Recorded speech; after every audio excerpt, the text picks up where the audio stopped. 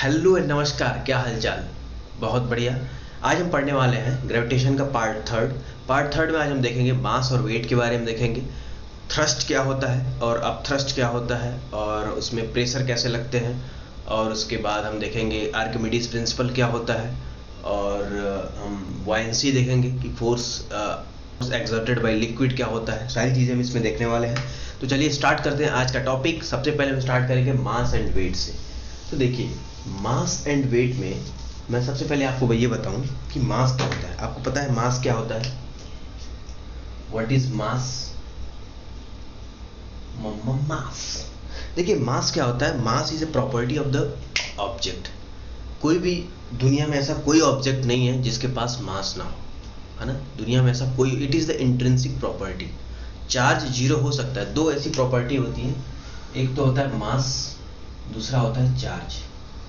अगर किसी ऑब्जेक्ट के पास चार्ज है, अगर किसी ऑब्जेक्ट के पास चार्ज है तो इट मीन्स कि इसके पास मास भी होगा, उसके पास मास भी है।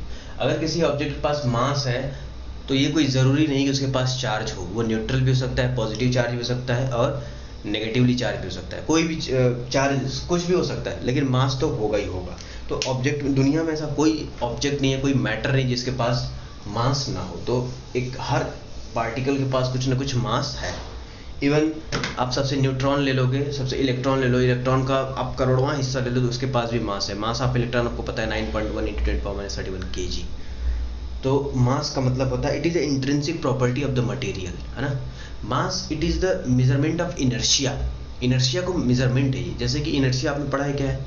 इनर्शिया मतलब कि किसी चीज़ को अपोज करने वाली ऑब्जेक्ट, किसी चीज़ को अपोज करना इनर्शिया कहलाता है। लॉ ऑफ इनर्शिया आपको पता है? लॉ ऑफ इनर्शिया क्या था कि अगर कोई ऑब्जेक्ट मोशन में है तो मोशन में रहेगा, मोशन में रहना चाहेगा।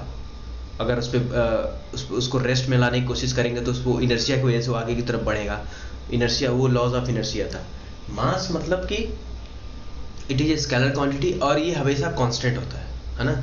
मास आप यहाँ पे ले लो, अर्थ पे ले लो, सेम। अगर 10 kg का मास है, यहाँ पे 10 kg का मास है, तो आप पृथ्वी के बाहर चले जाओ, स्पेस में चले जाओ, स्पेस में आ जाओगे तब भी मास कितना रहेगा? 10 kg रहेगा। तब भी मास 10 kg का होने वाला है। आप मून पे चले जाओ, वहाँ पे भी मास 10 kg का होगा। आप सन पे चले, सन पे पॉसिबल नहीं है, सन पे या कहीं पे भी आप दुनिया में, ब्रह्मांड में, स्पेस में, इस पूरे गैलेक्सी में आप कहीं चले जाओ, मिल्की वे गैलेक्सी में, आकाश गंगा में कहीं भी चले जाओ, आपको मास कितना मिलेगा? 10 kg। मतलब एक फिक्स्ड मास ही मिलेगा। अगर आपका वेट 70 kg का है तो 70 kg मिलेगा, 60 kg का तो 60 kg मिलेगा। लेकिन वेट कांस्टेंट नहीं होता, वेट अलग होता है।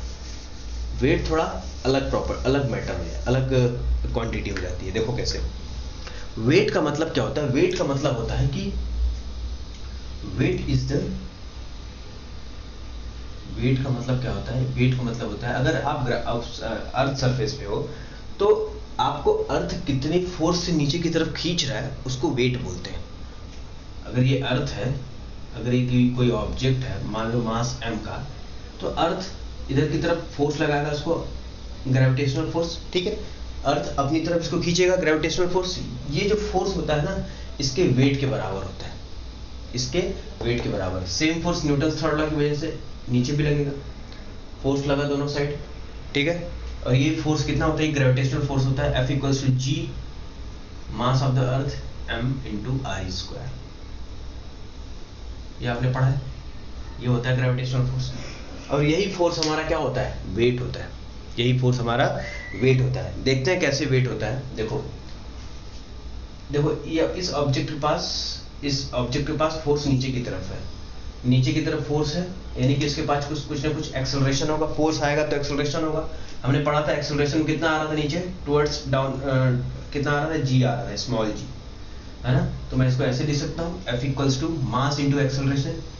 This is g = capital G m/r²। बोलो सही है? m से m कैंसिल हो जाएगा तो g = कितना आता है? Capital G me/r²। और इसकी सारी वैल्यू रखने के बाद g की वैल्यू कितनी आती है? लगभग 9.8 मीटर/s²। 9.8 मीटर/s²। अगर मैं इसके वेट की बात करूं तो वेट कितना हो जाएगा इसका? सिंपली वेट हो जाएगा mg। एम जी या फिर G M E M upon R square को, तो कितना हो जाएगा स्मॉल एम जी, ठीक है। इसका वेट हो जाएगा अर्थ पे इसका वेट कितना होगा एम जी। और एक चीज मैंने और बताई थी क्या, कि अगर मैं इस ऑब्जेक्ट को मून पे ले जाऊं तो उसका वेट कितना हो जाएगा, देखो उसका वेट कितना हो जाएगा मून पे। अगर मैं मून पे ले जाऊं इस चीज को, तो मास, इसका ऑब्जेक्ट का मास m और एक्सेलरेशन ड्यू टू ग्रेविटी नीचे कितना है g, मास m और एक्सेलरेशन ड्यू टू ग्रेविटी इसमें कितना हो जाएगा g डैश, और ये g डैश की वैल्यू कितनी आई थी g/6। याद करो कि g ऑन मून कितना होता है g/6, याद आया, g/6 होता है। तो g moon is equals to g/6 और g dash equals to g/6। तो इसका वेट नीचे की तरफ कितना हो जाएगा mg डैश, ये mg डैश से नीचे आएगा। mg डैश से मतलब कि mg/6। अगर यहाँ पे वेट mg था तो मून पे 1/6 हो जाएगा। अगर आपका वेट यहाँ पे 60 kg का है अर्थ पे, अगर आप मून पे जाओगे तो आपका वेट कितना हो जाएगा 1/6 टाइम्स हो जाएगा, यानी कि 60 into 1/6 is equals to 10 kg। आप मून पे 10 kg के हो जाओगे, हल्के हो जाओगे, है ना अजीब बात। तो आपको ये कोई नहीं बोल सकता कि आपका वेट बहुत ज़्यादा है। अगर कोई बोले, अगर आप मान लो 80 kg हो, आपको बोले कि तुम्हारा वेट बहुत ज़्यादा है, तो बोल दो कुछ नहीं ज़्यादा है, मून पे जाके देख लो, 1/6 80/6 कर दो सीधे। 90 kg हो यहाँ पे तो 90/6 कर दो, 15 kg का हो तो वेट ज़्यादा है कम है, वेट ज़्यादा है कम है। देखो अर्थ के रिस्पेक्ट में तो ज़्यादा है, लेकिन मून के रिस्पेक्ट में कम है। तो अब जैसे जैसे प्लैनेट टू प्लैनेट चेंज हो जाएगा, अर्थ का अलग हो जाएगा, मून का g/6 हो रहा है, सैटर्न का अलग हो जाएगा, यूरेनस का अलग हो जाएगा, नेपच्यून का अलग हो जाएगा, मार्स का अलग हो जाएगा, है ना, सबका अलग अलग हो जाएगा। तो इसीलिए g की वैल्यू हमेशा वेरी करती रहती है। और g की वैल्यू कैसे वेरी कर रही थी, g कैसे वेरी कर रही थी आपको पता है, g की वैल्यू कैसे वेरी कर रही थी, g is equals to gme upon R square, g is equals to capital G me upon R square. ये अर्थ के रिस्पेक्ट में है। अगर मुझे यहाँ मून करना था तो मास of the moon upon radius of the moon कर देता। अगर मुझे यहाँ पे प्लैनेट की जगह ये कोई और प्लैनेट, जो भी प्लैनेट मैं मान लेता हूँ, कोई भी प्लैनेट p, उसका रेडियस p ले लो, तो उस प्लैनेट का आ जाएगा स्मॉल g की वैल्यू आ जाएगी। बोलो खत्म, सही है। तो आप वेट चेंज, मतलब आपका वेट जो है वो फिक्स नहीं है, मतलब अर्थ पे, यहाँ अर्थ पे कुछ और है, मून पे कुछ और है, मार्स पे कुछ और है, तो स्पेस के बाहर कुछ और है, तो आपका वेट फिक्स नहीं है। लेकिन मास जो है वो फिक्स है, क्योंकि मास तो खुद की प्रॉपर्टी होती है, इंट्रिंसिक प्रॉपर्टी होती है, ठीक है, ये हर जगह फिक्स होती है। मास देख रहे हो फिक्स्ड है। लेकिन एक चीज मैं आपको बताऊं, एक मजेदार बात बताऊं मैं, मजेदार बात देखो, मास सच बोलूं तो मास भी वेरी करता है, पता है कैसे, ये देखो आइंस्टाइन बाबा थे, आइंस्टाइन बाबा ने इक्वेशन दिया था m is equals to m0 upon 1 minus v square upon c square under root में। अगर ऑब्जेक्ट को, अगर किसी भी ऑब्जेक्ट को मैं स्पीड ऑफ लाइट के स्पीड से फेंकूं, या फिर उससे उसके आसपास उसके कंपेरेबल, ठीक है, उसके आसपास स्पीड से फेंकूं मैं इस ऑब्जेक्ट को, तो उसका मास वेरी करेगा। उसका मास क्या होगा, वेरी करेगा। तो एक्चुअली तो मास भी फिक्स नहीं है, लेकिन हम ऐसा पॉसिबल नहीं है कि किसी भी ऑब्जेक्ट को हम स्पीड ऑफ लाइट के स्पीड से फेंक दें या फिर उसके आसपास भी फेंक दें। तो इसलिए क्या होता है, मास हम हमेशा इसको कांस्टेंट लेते हैं। जो मास होता है हमेशा कांस्टेंट होता है। अगर आप खुद देख लो, आप हमें अगर मान लो आप इसको ऑब्जेक्ट को 2 मीटर पर सेकंड की स्पीड से फेंक रहे हो, मान लो 10 मीटर पर सेकंड की स्पीड, मान लो 100 फेंक रहे हो भाई साहब, लो 100 की स्पीड से मैं मार्कर को फेंक रहा हूँ, ठीक है। तो 100 देखो, अब स्पीड ऑफ लाइट कितनी होती है, c इक्वल्स टू कितनी होती है 3 × 10⁸ मीटर पर सेकंड। अभी देखो इससे कितना छोटा, सॉरी c की वैल्यू कितनी बड़ी है, इससे कितनी बड़ी है, मतलब नेग्लिजिबल है लगभग। मैं c को यहाँ पे v को मैं नेग्लेक्ट 0 ले सकता हूँ लगभग, क्योंकि देखो ये वैल्यू बहुत बड़ी है, ये वैल्यू बहुत बड़ी है, 10 के पावर 8 में है, ये 10 के पावर 2 में है, लगभग 10 के पावर 6 टाइम्स बड़ी है। तो मैं इसको v को 0 ले सकता हूँ। तो v को जैसे आप 0 लिखोगे तो m इज इक्वल्स हो जाएगा m0 upon 1 minus B is 0, this m is equals to m not. जो ऑब्जेक्ट रेस्ट पे है उसका मास, अगर उसको 100 मीटर पर सेकेंड की स्पीड से फेंकेंगे तब भी उसका रेस्ट मास ही होगा, m नॉट में ये रेस्ट मास होता है। ठीक है, अगर इसको आप समझ में नहीं पाओ तब भी कोई दिक्कत वाली बात नहीं है, समय सिखा देगा आपको, कोई प्रॉब्लम वाली बात नहीं है।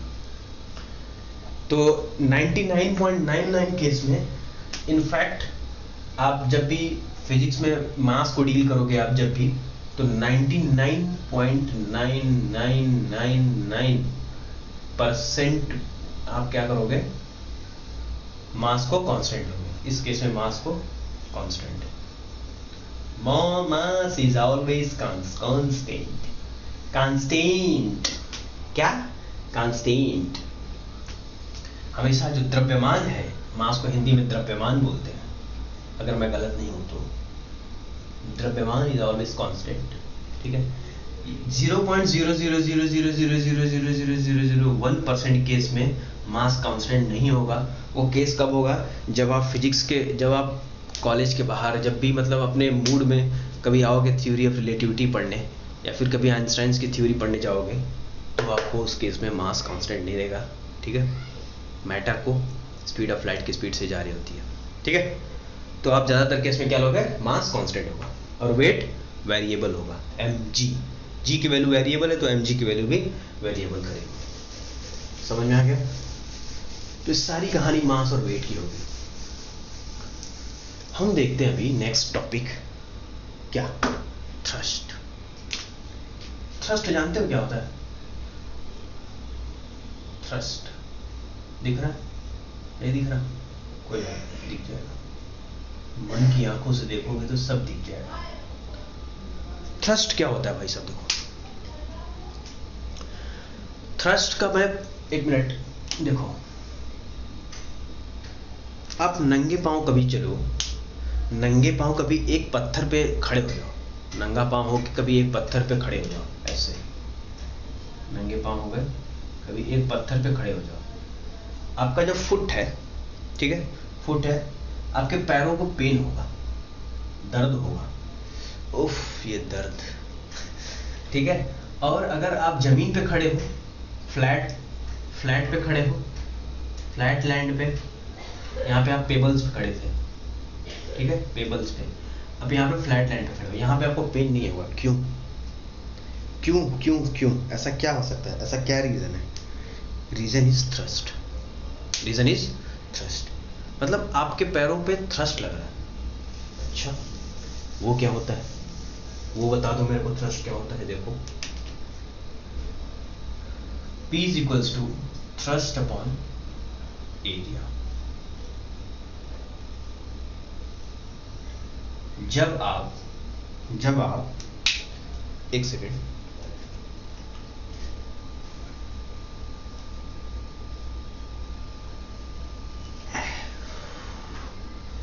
गर्मी बहुत हो रही है यार। कोई बात नहीं, होने दो, हम अपना काम करेंगे। P is equals to thrust upon area।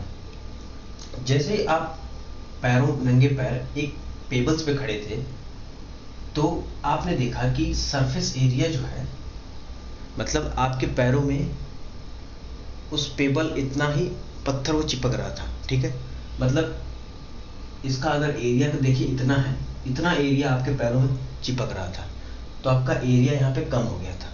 ठीक है, एरिया कम हो गया था। जब आपने यहाँ पे फ्लैट लैंड पे खड़े हुए, तो आपका सरफेस, आपका जो पैरों में जो कांटेक्ट है, जो पॉइंट ऑफ कांटेक्ट है, पूरा जमीन था, ये पूरा लैंड था, पूरा लैंड। यहाँ पे पॉइंट ऑफ कांटेक्ट क्या था? सिर्फ एक पेबल था, और इसका एरिया कम था, इसका एरिया कम था, इसका एरिया ज़्यादा है, इसका एरिया कम था, इसका एरिया ज़्यादा है। एरिया कम समझ रहे हो? पॉइंट ऑफ कांटेक्ट मतलब कि टच, मतलब टच क्या बोल सकते हैं, पैर की और पेबल्स का जो पॉइंट ऑफ कांटेक्ट है वो बिल्कुल डॉट पे जाके आपको खड़ा करेगा, तभी तो पेन हो रहा था। समझ रहे हो? तभी तो पेन हो रहा था। और यहाँ पे आराम से खड़े, कोई दिक्कत वाली बात नहीं है। यहाँ पे पॉइंट ऑफ कांटेक्ट खूब ज़्यादा है, यहाँ पे एरिया ज़्यादा है, यहाँ पे एरिया कम है। देखो, अब अगर एरिया कम हो जाएगा, अब समझो, अगर मैं एरिया कम कर दूँ तो यहाँ पे प्रेशर ज़्यादा हो जाएगा, प्रेशर ज़्यादा हो जाएगा। अगर मैं एरिया यहाँ पे बढ़ा दूँ, अगर मैं एरिया यहाँ पे ऐसे बढ़ा दूँ, यहाँ प्रेशर कम हो जाएगा। ओ माय गॉड, इसका मतलब क्या है? इट मीन्स दैट कि अगर मुझे कम पेन चाहिए, मुझे ज़्यादा पेन नहीं चाहिए या ज़्यादा दर्द नहीं चाहिए, तो मुझे बड़े एरिया पे खड़ा होना पड़ेगा ताकि कम प्रेशर लगे। प्रेशर कम लगेगा तो मुझे पेन कम होगा। एरिया ज़्यादा, बोलो बड़ा करूँ और एरिया ज़्यादा, एरिया ज़्यादा, ठीक है, प्रेशर ज़्यादा। ये पी है प्रेशर, ठीक है, ये क्या है? प्रेशर। इसको और एग्जांपल लेकर करेंगे, चिंता मत करो। एरिया ज़्यादा तो प्रेशर कम, ये वैल्यू ज़्यादा तो ये वैल्यू कम हो जाएगी ना, इनवर्सली प्रोपोर्शनल है, ये वैल्यू बढ़ाएंगे तो ये वैल्यू कम हो जाएगी। प्रेशर कम तो पेन कम, दर्द कम, दर्द आपको बहुत कम होगा, दर्द कम होगा अगर मैं एरिया को कम कर दूं। अच्छा एक बात बताओ, आप निडिल पे खड़े हो सकते हो? एक सुई के नोक पे खड़े हो सकते हो सकते हो। आपको दर्द होगा, आपको जबरदस्त दर्द होगा। क्यों? क्योंकि जब सुई और आपके पैरों का जो बीच में जो पॉइंट ऑफ कांटेक्ट है वो बहुत कम है, और बहुत कम मतलब एरिया की वैल्यू बहुत कम है, तो प्रेशर की वैल्यू बहुत ज्यादा, तो पेन तो हाई, मतलब मजा ही आ जाएगा आपको अगर आप खड़े हो गए तो ठीक है, तो कभी गलती से ट्राई मत करना ये सब। एक फॉर एग्जाम्पल के तौर पे बोल रहा हूँ। अगर आप वहाँ पे खड़े हो गए तो एरिया बहुत कम, प्रेशर बहुत ज़्यादा, तो पेन बहुत ज़्यादा, दर्द बहुत ज़्यादा, ठीक है। कभी आप मड में गए हो, कीचड़ में, मडी एरिया में गए हो, कीचड़ में, दलदल में कभी गए हो? अगर नहीं गए तो जाना भी मत, कोई ज़रूरत नहीं है। मैं फील दिला रहा हूँ आपको, यहीं पे बैठे बैठे। आप बैठे हो मतलब मैं खड़ा हूँ। अरे यार टांग बन जाना भाई, ठीक। अब ये देखो पूरा मडी एरिया है, ठीक है, पूरा मडी एरिया। आप कीचड़ में ऐसे खड़े हो जाओ, इस तरह से ऐसे खड़े हो जाओ नॉर्मल, तो आप नीचे की तरफ जाओगे? बोलो नीचे की तरफ जाओगे? कोई बचा सकता है? नहीं बचा सकता। अगर जब तक आदमी वहाँ कोई नहीं है तो आप नीचे की तरफ ऐसे जाते जाओगे, ठीक है। अगर मैं ऐसे खड़ा था, मैं नीचे की तरफ जा रहा था, अगर मैं यहाँ पे ऐसे फैल जाऊं, ऐसे मैं अपना रायता फैला लूं, ये लो, ये मड था, मड MUD, मड, ये मैं फैल गया। बोले यहाँ पे सरफेस एरिया कितना था? इतना था, सिर्फ इतना। पॉइंट ऑफ कांटेक्ट कितना था? इतना, ठीक है। और यहाँ पे सरफेस एरिया कितना? यहाँ से यहाँ तक लिया। बोलो यहाँ पे अगर मैं स्मॉल ए ले लूँ, इस केस में यहाँ से एरिया बढ़ गया क्या? एरिया अगर बढ़ जाएगा तो बोलो थ्रस्ट अपॉन एरिया की मैं बात करूँ, थ्रस्ट अपॉन एरिया, यहाँ पे एरिया बढ़ गया तो यहाँ पे प्रेशर कम हो जाएगा, यहाँ पे प्रेशर कम हो जाएगा, यानी कि एरिया यहाँ पे कम है, एरिया यहाँ पे ज़्यादा है, तो यहाँ पे प्रेशर ज़्यादा हो जाएगा, प्रेशर कम हो जाएगा। प्रेशर ज़्यादा मतलब आप जल्दी जल्दी नीचे की तरफ जाओगे, है ना, जल्दी से नीचे की तरफ चला जाओगे, आप डूब जाओगे, इसमें फंस जाओगे, ठीक है। लेकिन यहाँ पे प्रेशर कम है, प्रेशर कम है तो आप बड़े आराम से नीचे जाओगे, मतलब जल्दी नहीं जाओगे, इनफैक्ट आप जाओगे ही नहीं, क्योंकि सरफेस एरिया बढ़ा दिया आपने। सरफेस एरिया बढ़ा दे तो प्रेशर कम लगेगा, थ्रस्ट उतना ही लग रहा है, थ्रस्ट सेम है। थ्रस्ट समझ रहे हो? Thrust is the force exerted on the object, ठीक है। फोर्स इज, थ्रस्ट का डेफिनेशन क्या है मैं लिख देता हूं यहाँ पे, THRUST, thrust, this is thrust, it is the force acting on the object, acting on the object perpendicular to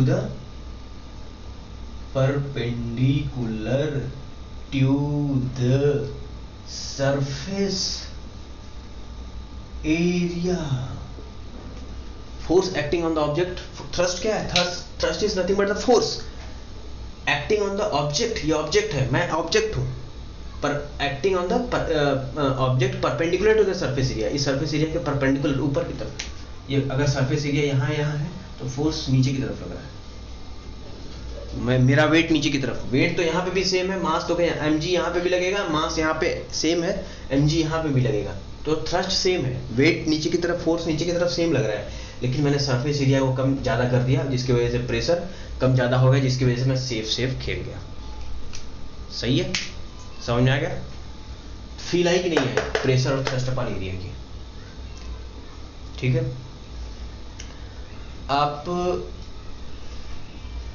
आपको पता है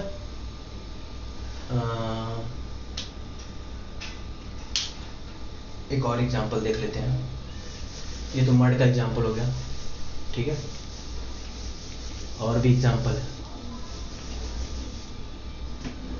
आप मड की जगह सैंड भी ले सकते हो, बालू ले सकते हो आप, अगर आप डिजर्ट एरिया में हो, ठीक है, जहाँ पे बालू ही बाली है, यहाँ पे सैंडी एरिया में हो, तो आप यहाँ पे खड़े हो तो आप नीचे की तरफ जाओगे, अगर आप यहाँ पे लेट गए तो आप बच जाओगे, ठीक है, क्योंकि एरिया बढ़ गया, एरिया बढ़, थ्रस्ट तो सेम लग रहा है, एरिया बढ़ गया तो प्रेशर कम लगेगा, ठीक है। तो ये हो गया अपना थ्रस्ट की कहानी, ठीक है, ये हो गया अपनी थ्रस्ट की कहानी। थ्रस्ट क्या होता है? Thrust is the force acting on the object perpendicular to the surface area, ठीक है। थ्रस्ट बोलो, pressure is equals to thrust upon area. इतनी बातें आपको समझ आ गई। अब देखो, अब थ्रस्ट क्या होता है?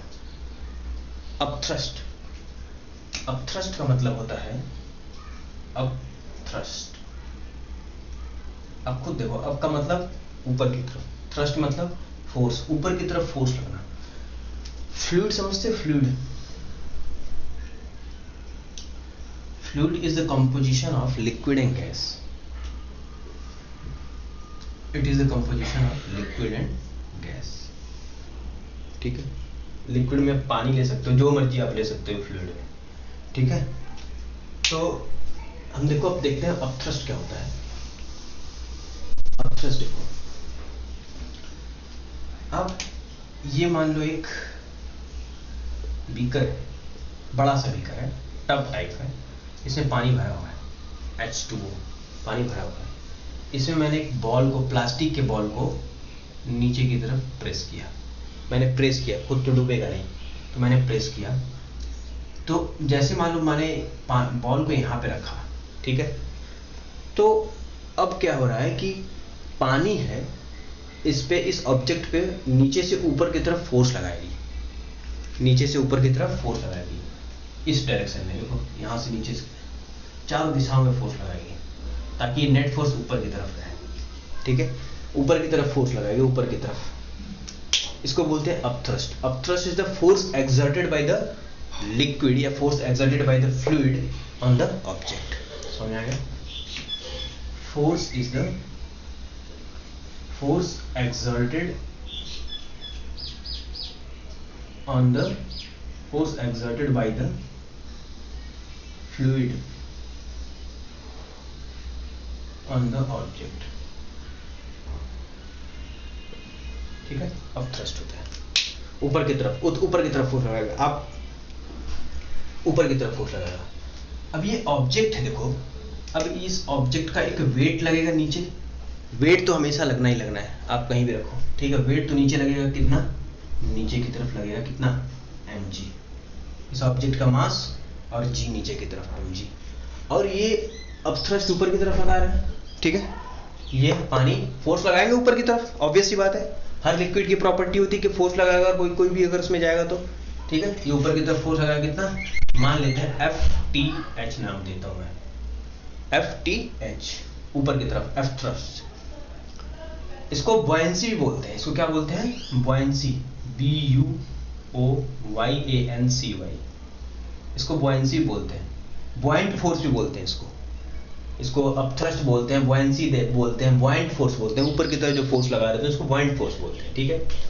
अभी देखो, अब प्लास्टिक बॉल आपने लिया, आपने प्लास्टिक बॉल को टब में ऐसे डाला अंदर की तरफ, बिल्कुल इमर्ज किया, प्रेस किया और छोड़ दिया।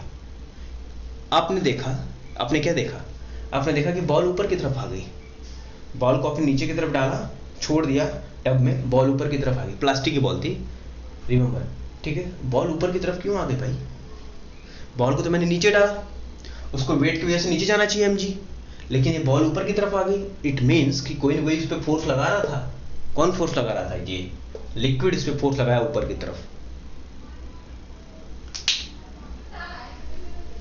ये ऑब्जेक्ट है, मैंने इसको नीचे की तरफ फेंका, नीचे की तरफ फेंका, लेकिन नीचे से इसको तो ऊपर आ जाना चाहिए ना, इसको ऊपर आ जाना चाहिए। मान लो मैंने पेपर ही ले लिया, मान लो ये कोई टैबलेट रखा हुआ है इस तरह से, मैंने इसको नीचे से ऊपर से नीचे की तरफ फेंका, इसको नीचे से ऊपर आना चाहिए, नहीं आ रहा है। क्यों? क्योंकि इसका वेट इतना ज्यादा है कि नीचे से जो फोर्स लग रहा है, ये देखो आप एयर में हो तो एयर भी एक तरह का फ्लूइड है, ठीक है, एयर भी फ्लूइड है, एयर भी आपको नीचे से ऊपर की तरफ फोर्स लगा रहा है, एयर भी आपको नीचे से ऊपर की तरफ फोर्स लगा रहा है, लेकिन ये नीचे चला जा रहा है, ऊपर नहीं आ रहा है, क्योंकि इसका वेट इतना ज्यादा है कि इसका अपथ्रस्ट इसको बैलेंस नहीं कर पा रहा। सेम चीज यहाँ पे हो रहा है, सेम चीज यहाँ पे। उसको मैं हटा दे रहा हूँ डेफिनेशन को, अब मैं इसको बहुत अच्छे से एक्सप्लेन कर रहा हूँ कि ये क्यों नीचे ऊपर आ रहा है, ठीक है। इसका कारण क्या है, ये देखो, ये देखो, देखो, ये पानी था, ये बॉल था, ठीक है, बॉल यहाँ पे है, मैंने इसको नीचे की तरफ ऐसे किया, इसका वेट था mg, ठीक है, इसका वेट mg नीचे की तरफ लगा, पानी ने ऊपर इस ऑब्जेक्ट पे फोर्स लगाया ऊपर की तरफ fth, और ये फोर्स इतना ज्यादा था कि इसके फोर्स को बैलेंस नहीं कर पाया। समझा क्या? इसका फोर्स इतना ज्यादा था कि इसके वेट को बैलेंस नहीं कर पाया, यानी कि fth इतना ज्यादा था कि ये ऊपर की तरफ चला गया, इसके में एक्सेलरेशन आ गया, इसके में एक्सेलरेशन आ गया, ये ऊपर की तरफ मूव कर गया। अगर मैं कहूं fth is equals to mg हो जाता, fth इक्वल्स टू mg हो जाता, तो आप बोलते ये तो ना ऊपर जाता नीचे तो ये पानी में अगर यहाँ पे छोड़ दिया तो यहीं पे रह जाता। ये इक्विलिब्रियम कंडीशन में आ जाता। बोलो सही है, इक्विलिब्रियम कंडीशन यानी कि दोनों फोर्स बराबर हो जाते हैं, ये वाला फोर्स और ये वाला फोर्स एक दूसरे को कटपुट खेल रहे होते हैं और ये फोर्स यहाँ पे बैलेंस हो जाता। लेकिन इस केस में ऐसा बिल्कुल नहीं है, इस केस में ऐसा बिल्कुल नहीं है। fth ऊपर की तरफ ज्यादा है, इसीलिए ऊपर की तरफ लग रहा है, ठीक है, ये fth इक्वल्स टू mg। अगर मैं कहूं कि fth कम हो जाए mg ज्यादा हो जाए तो क्या बोलोगे आप बोलोगे कि भाई साहब जो बॉल है ना वो नीचे की तरफ आ जाएगी, नीचे की तरफ आ जाएगी, थर्ड केस में नीचे की तरफ चली जाएगी, नीचे की तरफ चली जाएगी। तो इसका मतलब मैं बोल सकता हूं कि मैं fth से पता लगा सकता हूं कि बॉल डूबेगी या नहीं डूबेगी। ऐसा मैं पता लगा सकता हूं क्या? वेट से, एटलीस्ट वेट से तो पता। अगर मुझे इसका वेट, ऑब्जेक्ट का वेट पता हो जाए और मुझे ये पता चल जाए कि इस ऑब्जेक्ट पे कितना फोर्स लगने वाला है, पानी कितना फोर्स लगाएगा ऊपर की तरफ, तो मैं बता सकता हूं कि ऑब्जेक्ट डूबेगा या नहीं, ठीक है। कंडीशन ऑफ सिंकिंग और फ्लोटिंग, कंडीशन ऑफ सिंकिंग और फ्लोटिंग, कंडीशन ऑफ सिंकिंग और, दिख रहा है नहीं दिख रहा है, फ्लोटिंग। तो आप खुद बताओ मेरे को, अब मैं नहीं बताऊंगा, आप बताओगे। आप बताओ, ये ऑब्जेक्ट है, ये लिक्विड में है, ठीक है, प्रॉपर ही लिक्विड में है, इस पे वेट mg, पहला वेट mg, fth ऊपर, ठीक है, फोर्स ऊपर की तरफ लग रहा है। अगर मैं बोलूं कि fth बड़ा है mg से, तो ऑब्जेक्ट डूबेगा कि नहीं डूबेगा? ऊपर की तरफ फोर्स लगेगा, पानी से बाहर चला जाएगा, ये पानी से बाहर या पानी की सतह पे आ जाएगा, सरफेस पे आ जाएगा, तो बोलेंगे object will float, object will float, तैरेगा ये ऑब्जेक्ट, बॉल तैरेगा। अगर मैं सेकंड सिचुएशन बोलूं कि अगर fth is equals to mg, fth is equals to mg, तो क्या होगा? इक्विलिब्रियम कंडीशन, इक्विलिब्रियम कंडीशन मतलब ऑब्जेक्ट ना तो तैरेगा ना तो डूबेगा, मतलब वो आधा पार्शली ऊपर पार्शली नीचे ऐसा रहेगा, ठीक है। अब थर्ड सिचुएशन क्या बोलूं मैं? Third, fth is greater then, sorry fth is less than mg, FTH is less than mg, तो क्या होगा, mg नीचे की तरफ तो डूब जाएगा, object will sink, object will sink. सही है, मजा आ गया, फील आ गया कि क्यों ऑब्जेक्ट डूब रहा है, क्यों नहीं डूब रहा है, क्यों तैर रहा है। ठीक है, अभी देखो थर्ड सिचुएशन में हम देखेंगे, सॉरी थर्ड सिचुएशन बोल रहा हूं, अभी हम डेंसिटी के टर्म में देखेंगे कि ऑब्जेक्ट क्या होगा, तैरेगा नहीं तैरेगा, क्या होगा। ठीक है, देखो नोट कर लिया था या समझ लिया था, दिमाग में सब नोट है मेरे, पेन चलाने की जरूरत ही नहीं है, ऐसा है क्या। देखो डेंसिटी एक टर्म होती है, डेंसिटी एक टर्म होती है, पहले डेंसिटी को डिफाइन कर लेते हैं, डेंसिटी होती क्या है। डेंसिटी को डी से डिनोट करते हैं, let's say density is equals to mass upon volume, mass upon volume, mass of the object और वॉल्यूम ऑफ द ऑब्जेक्ट। ठीक है, ठीक है, ये गिवन होता है, ये प्रॉपर्टी होती है मटेरियल की, ये भी प्रॉपर्टी है डेंसिटी। ठीक है, mass it is the property of the material, it is the property of the material. ठीक है, अगर मैं आपको बोलूं डेंसिटी को मैं रो से डिनोट करता हूँ, डी से रो से करता हूँ। डेंसिटी ऑफ लिक्विड को मैं बोल दूं, अगर लिक्विड को बोल दूं रो एल, ठीक है, और डेंसिटी ऑफ ऑब्जेक्ट को बोलते हैं या बॉडी को बोल दूं डेंसिटी ऑफ बॉडी, बॉडी को बोल दूं रो बी। ठीक है, अब इन दोनों में सिचुएशन कंडीशन लिखता हूं कि पहला कंडीशन क्या है, rho L is greater than rho B, तो क्या होगा। अगर रो ऑफ एल मतलब density of liquid is greater than density of body, यानी कि डेंसिटी ऑफ बॉडी कम है, डेंसिटी ऑफ लिक्विड ज़्यादा है, तो आपने देखा है कि किसी प्लास्टिक को आप अगर आप बॉल ऐसे प्लास्टिक के बॉल ही ले लो, अगर आप ऐसे पानी में छोड़ दोगे तो तैरने लग जाता है। कारण क्या है, एक तो थ्रस्ट लग रहा हो तो ठीक है, अच्छी बात है, वो तो मेन चीज़ है ही, बट उसके पहले एक चीज़ आती है डेंसिटी। तो वो थ्रस्ट भी निकालते कहाँ से, वो डेंसिटी से ही निकालते हैं। तो density of plastic ball is less than that of density of liquid, इसीलिए वो तैरता है। अगर डेंसिटी ज़्यादा हो जाएगी तो डूब जाएगा।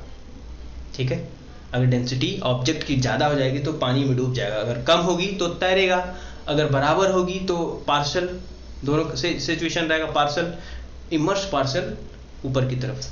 ठीक है, तो अगर मैं बोल दूं कि डेंसिटी ऑफ लिक्विड ज़्यादा है, डेंसिटी ऑफ बॉडी कम है, तो क्या होगा, object will float, floating condition हो जाएगी, फ्लोटिंग कंडीशन, फ्लोटिंग कंडीशन हो जाएगी अगर डेंसिटी ऑफ बॉडी कम है तो। दूसरा केस, अगर डेंसिटी ऑफ लिक्विड ज़्यादा है, डेंसिटी ऑफ लिक्विड कम है, डेंसिटी ऑफ बॉडी ज़्यादा है, तो क्या होगा, ऑब्जेक्ट विल सिंक, डूब जाएगा। जैसे नीडल ले लो, नीडल छोटा सा नीडल ले लो, अगर उसको पानी में छोड़ दो डूब जाता है, क्यों, क्योंकि उसकी डेंसिटी कम है, तो इसकी डेंसिटी ज़्यादा है, वो पानी उसका संभाल नहीं पाता, उसकी डेंसिटी को नीचे की तरफ डूब जाता है। आप क्या कर सकते हो, मैं भी कुछ नहीं कर सकता, डेंसिटी बाई डेंसिटी है सबसे बड़ा बलवान। ठीक है, तो डेंसिटी ऑफ अगर बराबर हो जाएंगे तो पार्शल, न डूबेगा ना तैरेगा। ठीक है, तो ये हो गया density of liquid, density of body. ठीक है, एक और टर्म होता है रिलेटिव डेंसिटी, दूसरा टर्म होता है रिलेटिव डेंसिटी। बिल्कुल सिर्फ टर्म है और कुछ है नहीं, कुछ खास नहीं है। रिलेटिव डेंसिटी क्या होता है, relative density is density of body upon density of, एक मिनट रे बापा, जरूरी है कि हर जगह लिक्विड की जगह, लिक्विड में हर जगह पानी ही हो, केरोसिन भी हो सकता है, पेट्रोल भी हो सकता है, हाँ, ऑयल भी हो सकता है, कुछ भी हो सकता है, स्प्राइट कोल्ड ड्रिंक कुछ भी हो सकता है भाई। ठीक है, बियर दारू कुछ भी हो सकता है। तो relative density is the density of liquid, density of liquid upon density of water, rho L upon rho W. Density of liquid upon density of water, relative density. अगर मैं आपसे पूछूं डेंसिटी ऑफ रिलेटिव डेंसिटी, मान लो अगर मैं आपको question दूं कि एक ऑब्जेक्ट है, ऑब्जेक्ट बोल रहा हूँ, एक लिक्विड है जिसकी रिलेटिव डेंसिटी स्टील है, मान लो स्टील नहीं, केरोसिन है, जिसकी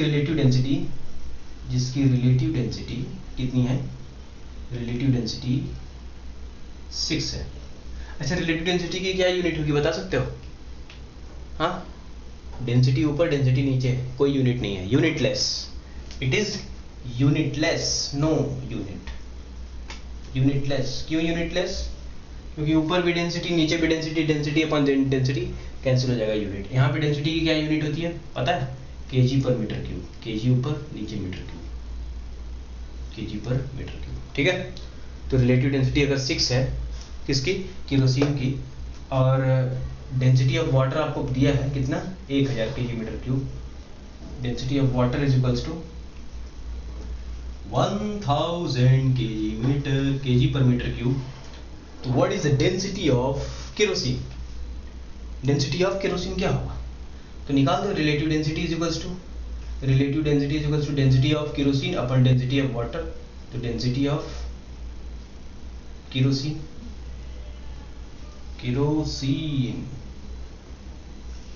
upon density of water is 1000। तो डेंसिटी ऑफ केरोसिन यहाँ से मल्टीप्लाई कर दोगे तो कितना आ जाएगा, डेंसिटी ऑफ केरोसिन लगा रहा हूँ रोके, ठीक है, 6000 केजी पर मीटर क्यूब।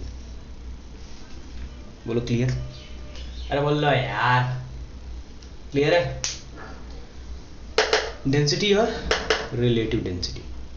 अब थ्रस्ट क्लियर है पक्का?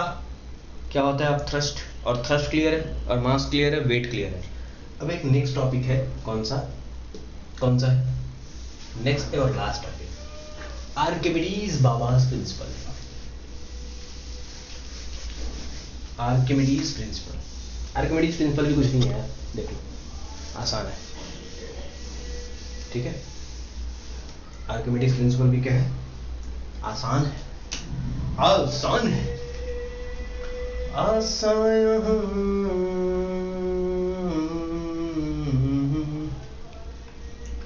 आर्किमिडीज बाबास प्रिंसिपल। आर्किमिडीज प्रिंसिपल क्या होता है? वही यूरेका वाले हैं। उनको बोला, राजा ने बोला कि ये सोना प्योर है, एक मुकुट थी, वो कहाँ की बात है, कहाँ की बात है, ये कहीं की बात होगी, उनसे क्या मतलब है। तो वहाँ के किंग थे, मुकुट उनको चेक करना था, मुकुट में उनकी प्योरिटी चेक करनी थी, इसमें वाकई में प्योर सोना है नहीं है, क्या है क्या नहीं है। सबने सारे स्कॉलर्स को बुलाया, किसी ने जवाब नहीं दे पाया। तो फिर आर्किमिडीज को बुलाया गया। फिर आर्किमिडीज ने सोचा कि आई विल टेक टाइम, मुझे समय चाहिए। तो उनको समय दिया गया, तो पागलों की तरह से सोचते रहे, 24 घंटे सोचते थे। तो एक दिन नहाते गए, बाथटब में गए, और बाथटब में जैसे ही पैर रखा, अपने बॉडी को अंदर की तरफ रखा, बाथटब में रखा, पानी बाहर आ गई, पानी बाहर गया। उनका दिमाग, उनको लग गया 220 वोल्ट का झटका दिमाग में, 220 वोल्ट का झटका। वो बिल्कुल नंगे बदन राजा के दरबार में पहुंच गए और बोलने लगे कि हे राजन, यूरेका यूरेका यूरेका, मिल गया, उसकी प्योरिटी का राज हमें मिल गया। तो उन्होंने बोला, आर्किमिडीज प्रिंसिपल ने क्या बोला, आर्किमिडीज बाबा ने क्या बोला कि जैसे उन्होंने, कैसे इनको दिमाग में आइडिया कैसे आया था, जैसे ही अपना शरीर बाथटब में रखा, पानी बाहर आ गई। तो उन्होंने बोला कि किसी भी ऑब्जेक्ट को जनरलाइज कर दिया बात को उन्होंने, किसी भी ऑब्जेक्ट को अगर हम पानी में कंप्लीटली पार्शली इमर्स करेंगे, ठीक है, कंप्लीटली या पार्शली इमर्स करेंगे, तो उस पर एक फोर्स लगेगा, विच इज कॉल्ड अपथ्रस्ट। उस पर एक फोर्स लगेगा, क्या बोलते हैं उसको, अपथ्रस्ट। और वो अपथ्रस्ट कितना, उसका मैग्नीट्यूड कितना होगा, it is the weight of the displaced liquid, wait of the displaced liquid. अब ये क्या है, ये कौन सी बला आ गई, डिस्प्लेस्ड लिक्विड। ओके, ये क्या है, ये पागल बनाया जा रहा है क्या मेरे को, ऑब्जेक्ट को। अब एक बात बताओ, आपने बिल्कुल, आप खुद ही सोचो, आपने एक टब नहाने गए, मान लो नहा भी नहीं रहे हो, छोड़ो हटाओ, एक टब को एकदम बिल्कुल लेवल पे भर दिया आपने, ठीक है। आप किसी भी ऑब्जेक्ट को, मान लो आप मग अंदर डालते हो, जैसे ही मग को अंदर डालते, अगर आप शावर नहीं लेते होगे तो, अगर आप मग से नहाते होगे तो जैसे ही मग को अंदर डालोगे तो कुछ पानी बाहर आता है, आपने देखा है, आपने देखा है, ये बात आपने नोट किया है, आपने ऑब्जर्व किया है। ऑब्जर्व फिजिक्स चैनल पे हम पढ़ रहे हैं, आपने ऑब्जर्व किया इस चीज, नहीं किया होगा, अगर किया है तो बहुत अच्छी बात है, बधाई हो आपको। अगर नहीं किया है तो कभी करके देखो, करके देखोगे तो आपको मालूम चलेगा कि जैसे ही और किसी ऑब्जेक्ट को अंदर पार्शली फुल्ली इमर्ज करते हैं, किसी भी ऑब्जेक्ट को पानी के अंदर या लिक्विड के अंदर, तो उस पर एक अपथ्रस्ट ऊपर की तरफ फोर्स लगता है, FTH, ठीक है। और वो फोर्स का मैग्नीट्यूड कितना होता है, इस फोर्स का मैग्नीट्यूड होता है wait of the displaced liquid. ये जो पानी डिस्प्लेस्ड हुआ है, जो पानी बाहर की तरफ जाता है ना, जो पानी बाहर की तरफ जाता है ना, उसका वेट, उस पानी का वेट इस अपथ्रस्ट के बराबर होता है। वेट मतलब समझ रहे हो ना, mg, वेट याद आ रहा है कुछ, वेट मतलब ये नहीं कि 10 किलो 20 किलो, वेट मतलब mg। वेट और मास में डिफरेंस है, मास और वेट पता है ना डिफरेंस, हाँ इसीलिए बताया था पहले। तो उसका वेट यानी इसका फोर्स यानी इसका वेट यानी कि इसका mg, यानी कि उसका उस पानी को मैं अगर इकट्ठा कर लूँ, जो डिस्प्लेस्ड हुआ है, जो गिरा हुआ है, उस पानी को मैं इकट्ठा कर लूँ, तो उसका जो वेट बनेगा, उसका जो mg मास हो गया और उसका g की वैल्यू, ठीक है, उसका जो वेट बनेगा उसके अपथ्रस्ट के बराबर होगा, ऐसा आर्किमिडीज का कहना था, और ये बात सही भी है। तो उसको अगर मैं लिखना चाहूँ तो लिख सकता हूँ क्या, स्टेटमेंट के टर्म में क्या लिखूंगा, इफ एन ऑब्जेक्ट, आपको दिख पा रहा है, आप देख पा रहे हो, आप देख पा रहे हो, बहुत बढ़िया, बहुत ही बढ़िया। देखो, इफ एन ऑब्जेक्ट, मैं बोल भी रहा हूं, if an object is partially or fully immersed in water, in liquid मैं बोलूंगा general, in liquid, then liquid exerts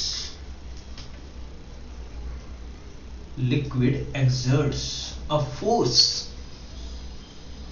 called upthrust या buoyancy या buoyant force, ठीक है। मैं upthrust बोलूंगा, मुझे अच्छा लगता है, आप buoyancy भी बोल सकते हो, buoyant force भी बोल सकते हो, जो मर्जी आपकी बोल लो, मैं कौन हूँ बोलने वाला भाई। exerts a force called upthrust, and the magnitude of this force, and the magnitude, ठीक है, magnitude of this force, इसकी वैल्यू मतलब फोर्स की value, and the magnitude of this force is equal to the, कबूतर जा, equal to the weight of the displaced liquid, of the liquid displaced, of the liquid displaced, ठीक है जी, displaced, समझ पा रहे हो। If an object is partially or fully immersed in liquid, then liquid exerts a force called upthrust, ठीक है, and the magnitude of this force is equal to the weight of the liquid displaced. Are you getting me? Are you getting me or not? मैं इसको हटा दूं, मतलब कि कितना लगेगा। अब हम FTH की वैल्यू निकाल लेते हैं, ठीक है। तो मैं इसको हटाता हूं और मैं बोलता हूं, देखो वेट ऑफ द लिक्विड मुझे अगर निकालना है तो वेट ऑफ द लिक्विड क्या हो जाएगा, weight of liquid displaced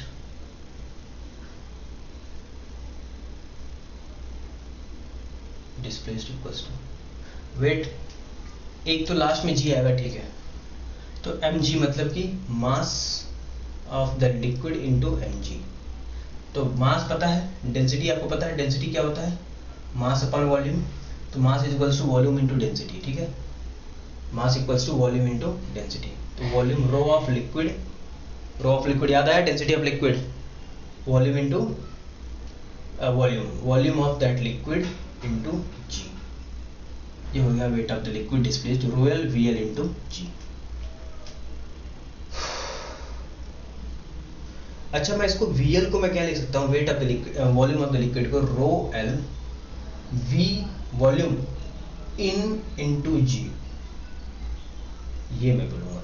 we in क्या है, volume of that object inside the water. क्या जरूरी है कि वो फुल कंप्लीटली इमर्ज होगा? नहीं, ऐसा कोई जरूरी नहीं है, हो सकता है वो आधा इमर्ज हो, तो जितना इमर्ज होगा उतना वेट ऑफ वॉल्यूम बाहर आएगा, उतना वॉल्यूम बाहर आएगा। बोलो समझ में आ गया? अरे मेरे कहने का मतलब है बाबा कि ये देखो, अगर मैंने इतना इसको इमर्ज किया, ये देखो इतना इमर्ज है, ठीक है, इतना ही इमर्ज है, तो मैं वॉल्यूम कितना लूंगा, इतने का ही लूंगा, इतना ही वॉल्यूम बाहर लूंगा ना, इतना ही वॉल्यूम बाहर निकलेगा पानी से, इस बीकर से, इतना वॉल्यूम डिस्प्लेस्ड होगा। बाहर निकलना मतलब डिस्प्लेस्ड होना, अपना पोजीशन चेंज करेगा, इतना ही वॉल्यूम करेगा, तो मैं इसका वॉल्यूम लूंगा ना, वी इन का वॉल्यूम लूंगा। अगर ये कंप्लीटली इमर्ज हो जाता, अगर ये पूरा आ जाता, तो मैं पूरा ले लेता, पूरा वी इन ले लेता, और ये वी इन कितना हो जाता, इस वॉल्यूम ऑफ द ऑब्जेक्ट, वीबी के वॉल्यूम ऑफ द बॉडी हो जाता वी इन। लेकिन यहाँ पे वॉल्यूम ऑफ द बॉडी नहीं है, मान लो ये आधा डूबा है, तो ये इतना ही आधा लूंगा मैं, ठीक है, इसलिए rho L V in into g. समझ में आ गया क्या?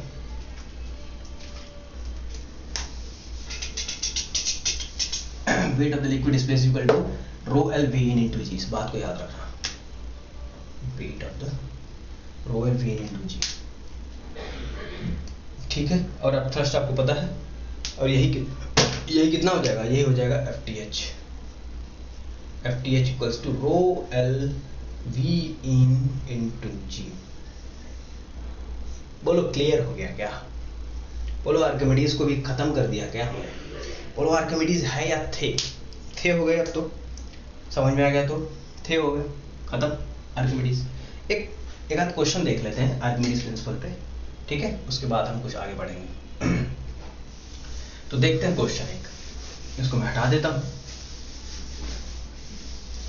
यस, तो देखो ये क्वेश्चन है, a metallic sphere of mass 2 kg and volume is this 25 into 10⁻⁴ metre cube, दिख रहा है, 25 into 10⁻⁴ metre cube is completely immersed in water, find the buoyant force exerted by the water on the sphere। ये हमसे क्या पूछ रहा है, buoyancy पूछ रहा है, नहीं अब थ्रस्ट पूछ रहा है, यानी कि FTH की वैल्यू पूछ रहा है, ठीक है। एक मेटालिक स्फीयर था, ठीक है, ये क्या है, कंप्लीटली इमर्स्ड है, कंप्लीटली इमर्स्ड है अंदर की तरफ है, ठीक है। ये मेटालिक स्फीयर है, इसका मास कितना दे रखा है, मास दे रखा है आपको 2 kg, mass equals to 2 kg, और वॉल्यूम भी दे रखा है कितना, वॉल्यूम ऑफ बॉडी कितना दे रखा है, 25 into 10⁻⁴ मीटर क्यूब। अब बताओ FTH का फॉर्मूला हमने क्या बताया था, FTH का फॉर्मूला हमने देखा था रो एल वी इन इंटू जी, यही देखा था फॉर्मूला। बोलो खत्म, बोलो सही है, ठीक है। रो एल यानी कि डेंसिटी ऑफ लिक्विड दे रखा है 1000, बस वैल्यू पुट कर दो। V in volume inside the body, volume inside the body कितना है, complete volume of the body लेंगे, कंप्लीटली ये इमर्स है, कंप्लीटली डूबा हुआ है अंदर की तरफ, डूबा हुआ है अंदर, ठीक है। तो वी इन कितना हो जाएगा, V in is the volume of the body, volume of the body दे रखा है 25 into 10⁻⁴, 25 into 10⁻⁴। जी की वैल्यू कितना लेंगे, जी की वैल्यू मैं ले लूँ 10, 9.8 ना ले, सोच लो 9.8 न्यूटन, 9.8 मीटर पर सेकेंड स्क्वायर। इसको सॉल्व कर लेते हैं यार बड़े आराम से। चलो मैं 10 ले लेता हूँ ना, जी की वैल्यू आपको 10 देता हूँ, चलो जी की वैल्यू 10 ले लो, खुश, मीटर पर सेकेंड स्क्वायर, खुश हो जाओ आप भी, जी की वैल्यू 10। सॉल्व कर लो इसको, बहुत आसान है, ये हो जाएगा 25 into 3, 4 - 4 is 0, यानी कि ये हो जाएगा 25 न्यूटन। आराम से, बहुत ही आसान है आर्किमिडीज प्रिंसिपल, 25 न्यूटन बड़े आराम से निकाल लोगे, ठीक है। कितना, 25 न्यूटन। तो समझ में आ गया आर्किमिडीज प्रिंसिपल, आपको मास और वेट समझ आ गया, थ्रस्ट समझ में आ गया, अब थ्रस्ट समझ में आ गया, आर्किमिडीज प्रिंसिपल समझ आ गया, सारी चीज़ें क्लियर हो गई। ठीक है, मैं एक न्यूमेरिकल कराना चाहूँगा, कौन सा?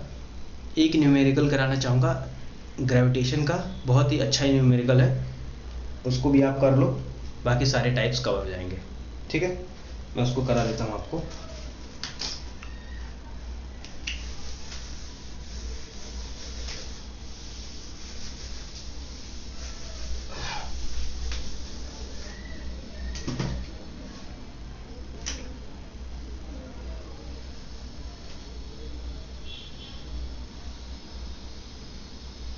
ये देखो सवाल, देखो मैं बोल रहा हूँ, देखो मास m है, ठीक है, एक ऑब्जेक्ट है जिसका मास m है, दूसरा ऑब्जेक्ट है मास 2m है, इन दोनों के बीच का डिस्टेंस d है, उन दोनों के बीच का डिस्टेंस कितना है? d। हमने एक मास, कुछ मास पार्टिकल लिया, हमने एक पोजीशन हमें चाहिए यहाँ पे, जहाँ पे कि ग्रेविटेशनल फोर्स क्या हो? जीरो। अभी ग्रेविटेशनल फोर्स जीरो होगा? नहीं, इधर की तरफ फोर्स लगा रहा होगा, या attractive force, gravitational force is always attractive force, तो ये इधर की तरफ फोर्स लगा रहा हो, ये इधर की तरफ फोर्स लगा रहा हो, दोनों इक्वल फोर्स लगा रहे होंगे, कितना? g, कितना फोर्स लगा रहे होंगे? g 2m into M upon D square, ये फोर्स लग रहा होगा इन दोनों के बीच में। लेकिन हमें ये नहीं चाहिए, हमें क्या चाहिए? हमें चाहिए एक ऐसा पोजीशन जहां पे नेट फोर्स क्या हो जाए? नेट फोर्स जीरो हो जाए, उसको शून्य की प्राप्ति हो जाए। मान लो ये पोजीशन यहाँ पे है। अरे नहीं, यहाँ पे क्यों माना? मैंने इधर मान लिया होता, इधर भी मान लिया होता, तो आपने ऐसे क्यों मान लिया? आप बोलोगे, लेकिन मैं बोलूंगा इस बात को कि देखो, ये देखो एक m है, ये कितना है? 2m है, उन दोनों के बीच का डिस्टेंस कितना है? d है। मैंने मान लो यहाँ पे रख लिया, मान लो मुझे इसके अलोंग फोर्स जीरो करना है, मान लो मैंने कि यहाँ पे m डैश ले लिया, एक मास लाया यहाँ पे m डैश, यहाँ पे मैंने बोल दिया कि फोर्स यहाँ पे इस पोजीशन पे जीरो होगा, इन दोनों के बाहर, ठीक है, m के लेफ्ट साइड में, या तो यहाँ पर रखूंगा मास, या तो यहाँ पे जीरो कहीं होगा, इसके इधर, या तो अंदर कहीं होगा, या तो इधर कहीं होगा, और कोई पोजीशन तो बनेगा नहीं, यानी कि इसी के m और 2m के अलोंग बनेगा। ठीक है, तो मान लो मैंने यहाँ पे रख लिया। अब यहाँ पे जैसे मैंने रखा, तो यहाँ पे इसकी वजह से फोर्स आएगा इधर की तरफ, m डैश रखा है मान लो, ठीक है, इसकी वजह से फोर्स आएगा किधर? आपको सवाल समझ आएगा क्या?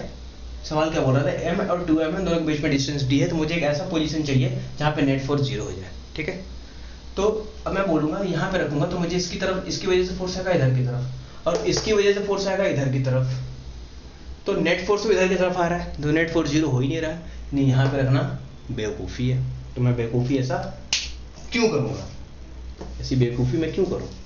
चलो मैं यहाँ पे रख के देखता हूँ, 2m के बाहर, मान लो मैंने यहाँ कहीं रख लिया m डैश, मान लो यहाँ पे मैंने बोल दिया कि फोर्स जीरो होगा, देख लेते हैं जीरो हो रहा है कि नहीं हो रहा है।